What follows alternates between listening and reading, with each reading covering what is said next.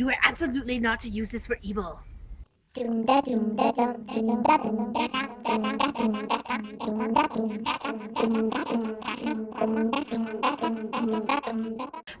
a falcon! One of my all-time favorite birds. Well, actually, my favorite bird is the peregrine falcon, but there was still a falcon, and they were flying, and it was beautiful, and the masks, and, it was awesome. Challenge 6. Save the castle. Holy smokes, that was cool. There was with the masks, and you could see like the bird, and it was like you were flying. And then Andrew, he was just too quick for himself, and then Lena just snatched victory right from under his nose. And I don't know, the whole thing was just awesome. There was a freaking lot of running in this episode, and I'm a cyclist personally. Running's not really my forte. I like to bike. Oh my gosh, I'm gonna die!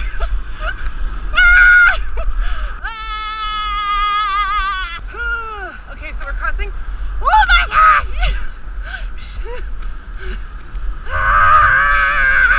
But I still know a thing or two. In this challenge, the contestants had to determine where various glowing grenades had been hidden by a traitor in the castle, and then run to be the first to retrieve them because there were only 4 grenades and 7 contestants. No grenade recovered means the Fates challenge and the possibility of banishment. Most of the running done in this show is the sprint type of running, which is a non-oxygen utilizing kind of run that can be sustained for a short period of time. However, this challenge had a more endurance type of pace, which is an oxygen utilizing kind of run. The muscles used when you are running are the hip, quad, glutes, hamstrings, and calf muscles, with some extra support from the biceps and abdominals. So there are a ton of explanations and tutorials and other things about how to run. I'm not going to pretend to know more than they do, but I will tell you some stuff that I know from my own personal experience. You don't want to be exclusively on a treadmill because running on a treadmill and running outside are as different from each other as using a recurve bow and a compound bow. It's going to feel different, and if you in the quest, you're not going to be on treadmills. When you're running, you don't want to be breathing exclusively in and out of your mouth because that's going to dehydrate you. You want to breathe in your nose, out your mouth.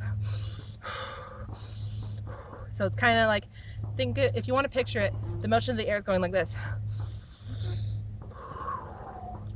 Another thing to think about is being able to get the oxygen down from the upper area of your lungs into the diaphragm. So you can just practice this in the office or at home. You're going to stand, put your hand on your stomach, and you're going to breathe in nice and deep, feel that hand expand out, and then let it out.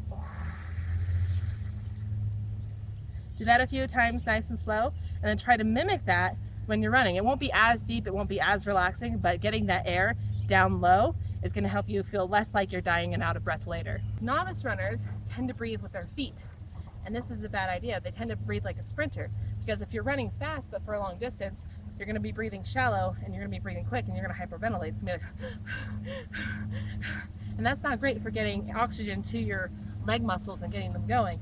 When you're long distance running, you don't necessarily want to breathe with your feet per se, but you can use your feet as a great counter. When you're running sprints, breathing with your feet is fine because you're going to be launching yourself like it's going to be all right. But if you're going long distance, you're going to double that.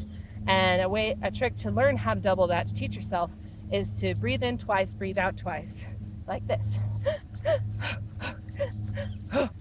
Fates Challenge, aka the Indiana Sword Challenge. It's just like Indiana Jones, only with swords instead of a staff, but you get my drift. I'm just saying. I like this challenge because it showed that Andrew could push past some of his weaknesses in order to succeed, and I feel like we could use a lot more of that in the world. We can use a lot of that psychological, I am more than just a stereotype. I can push past, I can learn, I can become better. This was not really a physical challenge, so I don't really have anything to teach you guys about it.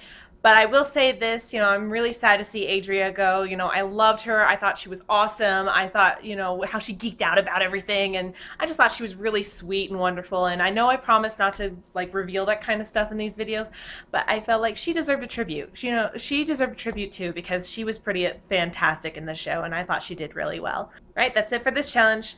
Quest done, guys. And how to become bigger, faster, stronger as a runner. Maybe not bigger, because the point is to get skinnier.